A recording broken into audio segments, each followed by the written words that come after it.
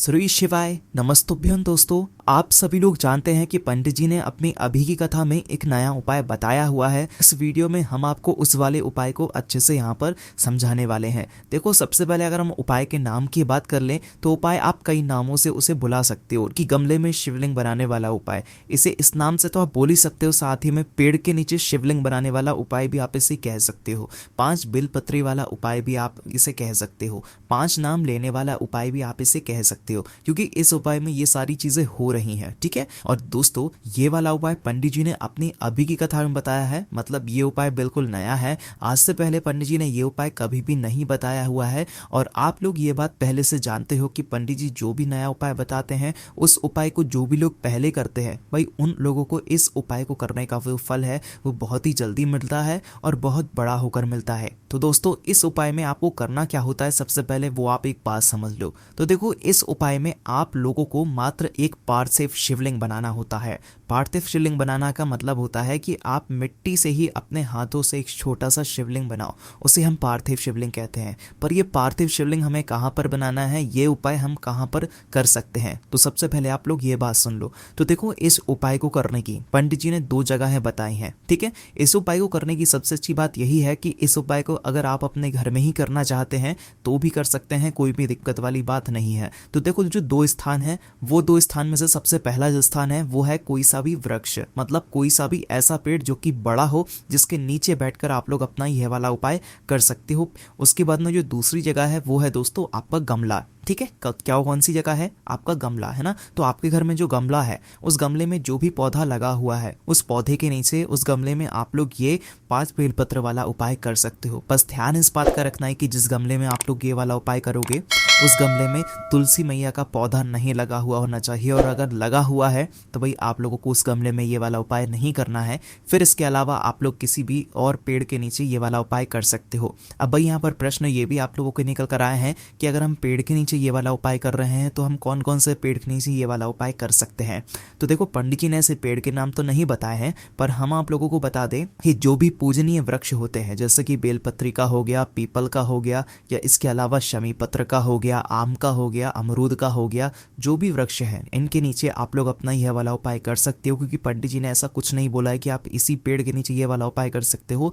जो भी पेड़ हैं जो कि पूजनीय होते हैं, बड़े पेड़ होते हैं, उन पेड़ों के नीचे आप लोग अपना यह वाला उपाय कर सकते हो। उसके बाद में दोस्तों, जो हम पार्थिव शिवलिंग बनाएंगे वो कितनी शिवलिंग बनाएंगे, तो देखो यहाँ पर सिर्फ एक ही पार्थिव शिवलिंग बनाना है आपको, एक से ज़्यादा नहीं बनाना है ना। उसके बाद में ये जो पार्थिव शिवलिंग की मिट्टी हो गई, यह क्या हमें अलग से लेकर आना है, या जिस पेड़ के नीचे हम लोग ये वाला उपाय कर रहे हैं या जिस गमले में हम लोग ये वाला उपाय कर रहे हैं वहीं की मिट्टी से हमें ये वाला शिवलिंग बनाना है। तो देखो, जिस पेड़ के नीचे बैठकर आप लोग अपना ये वाला उपाय कर रहे हो, या जिस गमले में आप लोग ये वाला उपाय कर रहे हो, वहीं की मिट्टी आपको लेना है और उसी मिट्टी से एक छोटा सा पार्थिव शिवलिंग बनाना है। ठीक है। ऐसा नहीं है कि भाई आपको बड़ा सा पार्थिव शिवलिंग बनाना है, एक छोटा सा पार्थिव शिवलिंग, वहीं के वहीं आपको थोड़ी सी मिट्टी को ऊपर उठाकर जो है क्या कर देना है, इस शिवलिंग का निर्माण कर देना है। ठीक है। आप उसमें जल की भी मतलब हेल्प ले सकते हो कि अगर आपको मतलब जल उसमें चाहिए पड़ेगा शिवलिंग बनाने के लिए, तो भाई आप जल भी ले सकते हो, उसमें कोई भी दिक्कत वाली बात नहीं है। ठीक है। और ये बात आप सभी लोग जानते हैं कि उपाय जो है वो सुबह के समय होगा। कब होगा, सुबह के समय होगा। थोड़ी बहुत देर भी हो जाती है, 10, 11, 12 बजे तक भी अगर उपाय कर लेते हो तो भी कोई दिक्कत वाली बात नहीं है, आपका उपाय काम जरूर करेगा। ठीक। उसके बाद में दोस्तों, ये वाला उपाय करना किसको है, तो देखो हम आपसे पहले ही बोल चुके हैं कि ये वाला उपाय विशेष रूप से घर की जो बड़ी माता बहनें होती हैं उनको करना है। ठीक है। और घर की सभी बड़ी माताओं बहनों को नहीं करना है, घर में से जो एक बड़ी माता बहन होंगी उनमें से किसी भी एक बड़ी माता बहन को ये वाला उपाय कर लेना है। ठीक है।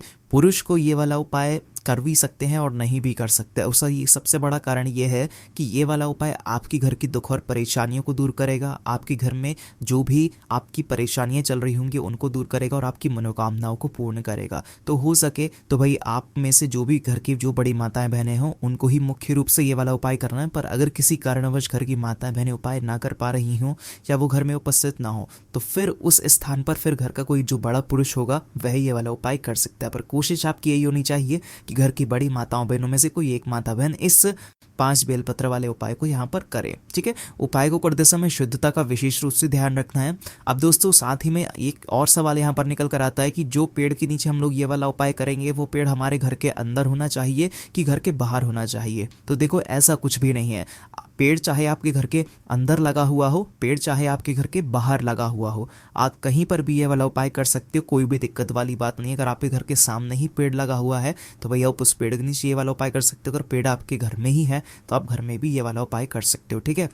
और अगर पेड़ नहीं भी है तो भाई गमले तो आपके घर में होंगे ही होंगे, तो गमले में आप लोग ये वाला उपाय कर सकते हो। और अगर गमला नहीं है तो आप किसी पेड़ के नीचे ये वाला उपाय जाकर करो, है ना। तो इस उपाय को आप आसानी से कर सकते हो, इसमें आपका कोई भी बहाना यहाँ पर नहीं चलने वाला है। हम आपको इस उपाय को ऐसे बता रहे हैं, अगर आपने ऐसे इन सभी बातों को ध्यान रखते उपाय किया तो आपको उपाय का फल जरूर मिलेगा, ठीक है।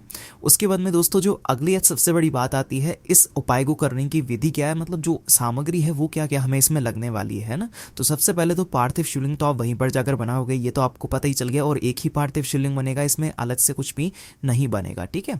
उसके बाद में दोस्तों इस उपाय में जो आपको चीज़ की आवश्यकता पड़ेगी वो पड़ेगी 5 बेलपत्र की। यह 5 बेलपत्र अच्छी होनी चाहिए, कटी पटी नहीं होनी चाहिए, इस बात का भी आप लोगों को ध्यान रखना है, ठीक है। तो ये बात आपको समझ आ गई कि 5 बेलपत्र तो आपको लानी ही पड़ेगी। उसके बाद में दोस्तों 2 लोटा जल, है ना। अब 2 लोटा जल कहने का मतलब क्या है कि हमें 2 लोटा में जल लाना है। तो देखो अगर आपके घर में 1 लोटा तो होगा ही होगा, है ना। अगर आपके घर में 2 लोटा नहीं है तो भाई उस जगह पर आप 1 लोटा में जल भर लो, और दूसरा कोई भी एक पात्र ले लो, कटोरी ले लो, कुछ भी ले लो जिसके अंदर आप लोग जल भर लो। पर लेना आपको 2 पात्रों में जल है यहाँ पर, है ना। पंडित जी ने 2 लोटा बोला हुआ है, पर कई सारे लोगों के घर में 2 लोटा नहीं होंगे, तो 1 लोटा होगा। तो 1 लोटा तो आप जल भर लो, और एक कटोरी ले लो या एक कोई सा पात्र ले लो, उसके अंदर जल भर लो। पर भरना आपको 2 पात्रों में ही जल है ना। और अगर 2 लोटे हैं तो भाई दोनों लोटों में जल भर लो, और दोनों लोटे जल को लेकर आप लोग आ जाओ अपना जहाँ पर उपाय कर रहे हो वहाँ पर, है ना। और जितना जल्दी सुबह उपाय करोगे उतना ज़्यादा अच्छा रहेगा, और आपको उपाय का फल भी जल्दी मिलेगा, ठीक है। उसके बाद में दोस्तों अब उपाय को करने की बारी आ जाती है। अब उपाय को करने के लिए आप वहाँ पर आ जाओ जहाँ पर आप लोग अपना यह वाला उपाय कर रहे हो, ठीक है। पूजन सामग्री जो आप अपने साथ पे लेकर आना चाहो वो पूजन सामग्री लेकर आ सकते हो। जैसे आप भगवान शिव जी के मंदिर में जाकर पूजन अर्चना करते हो शिवलिंग की, वैसे आप इस पार्थिव शिवलिंग की पूजन कर सकते हो, कोई भी दिक्कत वाली बात नहीं है, ठीक है। इसी के साथ में दोस्तों एक और चीज़ की जो आपको आवश्यकता पड़ने वाली है वो है दोस्तों एक दीपक। क्या?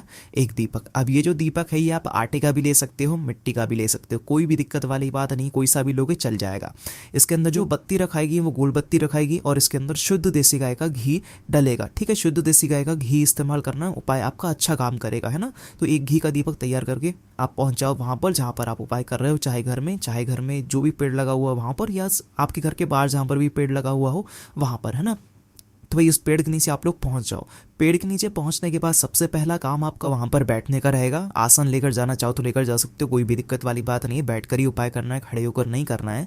उसके बाद में बैठकर आप लोग क्या करना है, सबसे पहले तो एक पार्थिव शिवलिंग का निर्माण करना है। और शिवलिंग भी ऐसा नहीं कि बिल्कुल आप मंदिर जैसा शिवलिंग बनाओ, आपसे जैसा शिवलिंग बनता है ना वैसा आप मात्र एक पार्थिव शिवलिंग का मतलब ये होता है कि आपको मात्र शिवलिंग बनाना है ना। जो आपको अपनी हथेली से जो है थोड़ी सी मिट्टी को ऊपर की ओर उठाकर बस उस शिवलिंग को इस तरीके से तैयार कर देना है ना। बिल्कुल ऐसा जमा कर शिवलिंग नहीं बनाना है, आपको मात्र आसानी से जैसे आपसे शिवलिंग बनता है अपने हथेली से वैसे आपको बना देना, और सीधे हाथ की हथेली से शिवलिंग बनाना है ना। शिवलिंग जैसे ही आपका बन जाता है उसके बाद में आपको क्या करना है दोस्तों, अपनी 5 बेलपत्र को निकाल लेना है। क्या करना है, अपनी 5 बेलपत्र को निकाल लेना है। अब यहाँ पर आपको पहले जल नहीं चढ़ाना है और दीपक भी पहले नहीं जलाना है ना, जलाकर रखना है, ठीक है। अब कब जलाना है वो हम आपको बताएंगे, तो पहले आप अपनी 5 बेलपत्र को निकाल लो, है ना। अब दोस्तों ये जो 5 बेलपत्र हैं ये एक एक करके उस पार्थिव शिवलिंग पर चढ़ेंगे, और डंडी का मुख अपनी तरफ करके आपको चढ़ाते जाना है, ठीक है। और हर बेलपत्र को चढ़ाते समय एक आपको नाम बोलना है। कौन सा नाम बोलना है वो हम आपको बता देते हैं। देखो शिव जी की 5 बेटियां हैं, अब 5 बेटियां में से एक एक बेलपत्र चढ़ाते समय आपको एक एक बेटी का नाम बोलते जाना है ना। देखो हम आपको 5 बेटियों का नाम बोलकर बता देते हैं, आप इसे लिख लो या नोट कर लो या याद कर लो, ठीक है। तो शिव जी की 5 बेटियों का जो नाम है वो है जया, विषहरा, श्यामली बारी, दौतली और देव। ये शिव जी की 5 बेटियों का नाम है। इन 5 बेटियों का नाम आपको एक एक करके एक एक बेलपत्र को चढ़ाते समय आपको बोलना है। जैसे शिवलिंग पर बेलपत्र चढ़ता है वैसे ही यहाँ पर भी बेलपत्र चढ़ेगा, तो एक एक बेलपत्र को चढ़ाते समय शिव जी की एक एक बेटी का आप लोग नाम लेते जाना है। जैसे ही आप एक एक बेलपत्र को चढ़ाते हो शिवलिंग की बेटी का नाम लेते जाते हो और आपकी 5 बेलपत्र चढ़ जाती हैं, उसके बाद में आपको क्या करना है, अब अपना वो है लोटा जल निकाल लेना। 2 लोटा जो जल है, अब 2 पात्रों में से जल लेकर आया उसे ले लेना है ना। अब 2 पात्रों का जल है वो आपको अपने दोनों हाथों में पकड़ लेना है, एक सीधे हाथ में पकड़ लेना है, एक उल्टे हाथ में पकड़ लेना है। चाहे किसी भी पात्र में आप जल लेकर आए हुए हो, अपने दोनों हाथों में ये पकड़ लेना है। उसके बाद में आपको इसी 5 बेलपत्र के ऊपर, पार्थिव शिवलिंग के ऊपर इन दोनों पात्रों को आमने सामने कर लेना है ना, क्योंकि दोनों पात्रों का जल आपको एक साथ इन धारा से चढ़ाना है, इस बात का भी ध्यान रखना है ना। तो दोनों पात्रों को आमने सामने कर लो, पर आमने सामने कर अपने पात्रों से जल गिराना शुरू करो, धारा बनाकर जल गिराना शुरू करो उन्हीं 5 बेलपत्रों के ऊपर, इसी पार्थिव शिवलिंग के ऊपर, है ना। तो आप जल धारा गिराना शुरू करो और ऐसी ही धारा बनाकर पूरा जो जल है वो उस पार्थिव शिवलिंग पर इन 5 बेलपत्रों पर समर्पित कर दो। जैसे ही आपको जल समर्पित हो जाता है, अब आपको अपना दीपक जो है उसे जलाना है, ठीक है। आप चाहो तो दीपक जब आप शुरू कर रहे हो ना, तो उस समय भी जलाकर रख सकते हो, कोई भी दिक्कत वाली बात नहीं है ना। तो आप अपना मैं दीपक जला लो और दीपक जलाकर फिर इस दीपक से आप चाहो तो उस पार्थिव शिवलिंग की आरती कर सकते हो। अभी फिलहाल जो भी सौर विक्रम है ना, वो आप सारी चीजें सॉल्व कर सकते हो, कोई भी दिक्कत वाली बात नहीं है, ठीक है। इसके बाद में दोस्तों जैसे ही आपको वह दीपक जल जाता है, उस दीपक को जलाकर वहां पर मतलब आपको शिवलिंग की आरती उतार कर वहां पर रख देना है और रख कर आपको क्या करना है, भगवान से वहां पर प्रार्थना करना है, ठीक है। प्रार्थना करना है, उनसे विनती करना है, आपकी जो भी मनोकामना हो या जो भी दुख और परेशानी हो, जिसके लिए आप लोग अपना यह वाला उपाय कर रहे हो, अपनी वह दुख और परेशानी बोलना है, अपनी किसी एक ही काम के लिए ये वाला उपाय करना। बस इस बात के ध्यान रखना है, एक साथ आप 10 मनोकामना मत बोल दे रहा है, एक साथ आप 10 दुख और परेशानी मत बोल देना, ठीक है। तो आपने किसी एक ही दुख और परेशानी के लिए मतलब आप उपाय करना, अपनी जो मनोकामना है पर दुख और परेशानी है वो जो है मतलब दीपक जलाने के बाद भगवान से विनती करके हाथ जोड़कर बोल देना और वहीं पर भगवान को धूप जरूर दे देना, मतलब उनके सामने सर जरूर झुका देना, ठीक है। अब उसके बाद में आपको क्या करना है दोस्तों कि ये जो 5 बेलपत्र हैं, ये 5 बेलपत्रों को आपको छोड़कर में ही आना है। ये 5 बेलपत्रों को उस पार्थिव शिवलिंग के ऊपर से आपको उठाना है और उठाकर इन्हें आपको अपने घर पर लेकर आना है, ठीक है। इन 5 बेलपत्रों के अंदर अब भगवान शिव जी का आशीर्वाद आ गया है और आशीर्वाद आ गया है, तो इन्हें आप जब अपने घर पर रखोगे तो आपके घर में सुख और शांति बनी रहेगी, ठीक है। और दुख और परेशानी जो होगी वो दूर हो जाएगी और आगे से दुख और परेशानी नहीं आएगी। अब यहाँ पर 2 सबसे बड़े प्रश्न है कि जो हमने पार्थिव शिवलिंग बनाया उसका क्या करना है, और जो 5 बेलपत्र हमने अपने घर पे रखी हुई है इन्हें कब तक रखना है और कब तक रखते इनका क्या करना है। तो वो जो पार्थिव शिवलिंग आपने बनाया हुआ है उसका आप विसर्जन वहीं के वहीं कर देना, मतलब 5 बेलपत्र उठाकर, पर जब तक वह दीपक ठंडा ना हो जाए जब तक तो मत करना। जैसे वह दीपक जो आपने जलाया हुआ है वो ठंडा हो जाए, उसके बाद में आप लोग अपना ये वाला जो उपाय है ये कर सकते हो, ठीक है। तो दीपक उठाकर दीपक ठंडा हो जाए तो भाई उसके बाद आप उस पार्थिव शिवलिंग का विसर्जन कर सकते हो। और जो बेलपत्र आप अपने घर में लेकर आए हुए हो, यह बेलपत्र कम से कम आपको 2.5 महीने तक अपने घर में रखना है, ठीक है। क्योंकि 2.5 महीने के अंदर आपने जिस मनोकामना के लिए जिस दुख और परेशानी के लिए वाला उपाय किया हो, बट वो 2.5 महीने के अंदर आपकी पूरी हो जाएगी, या दुख और परेशानी दूर हो जाएगी, ठीक है। वैसे दोस्तों पंडित जी ने बोला है कि 15 दिनों में आपको इस उपाय ऊपर में फल मिलना चालू हो जाएगा, है ना। पर दोस्तों उसके बाद में हमें इन 5 बेलपत्र का क्या करना है, जो कि हम उपाय के लिए अपने घर पर लेकर आए हुए, तो इन्हें कहाँ पर रखना है। तो देखो जब उपाय को पर कि अपने घर पर इन 5 बेलपत्रों को लाओ तो किसी भी शुद्ध स्थान पर रख देना, अपने भगवान जी वाले स्थान पर रख देना, किसी भी अच्छी जगह पर आप इन 5 बेलपत्रों को रखना। किसी भी एक पात्र में रख सकते हो, कपड़े में बांधने की आपको जरूरत नहीं है, ठीक है। और जैसे ही 2.5 महीना होता है तो भाई आपको इन 5 बेलपत्र का विसर्जन कर देना है। विसर्जन कैसे करोगे, किसी भी बहते हुए जल में आप जाकर इन 5 बेलपत्रों का विसर्जन कर सकते हो, ठीक है। क्योंकि ज्यादा दिन के बाद अपने आप ये बेलपत्र सूख जाएंगे, तो इसके बाद आप इनका विसर्जन कर देना, कोई भी दिक्कत वाली बात नहीं है। यहाँ पर ये वाला उपाय पूरा हो जाता है। अब दोस्तों इस उपाय को आप खुद कहो कि आपने आपको कैसे समझाया है। इस उपाय को ऐसे समझाया कि आपके मन में कोई सवाल आ नहीं वाला, अगर आपने पूरी वीडियो को अच्छे से देखा हुआ है। बाकी दोस्तों कोई भी दिक्कत समस्या परेशानी आती है हमने मालूम से कमेंट करके पूछ सकते हैं। ओम नमः शिवाय, जय बोले शिवाय, नमस्तोभ्यम।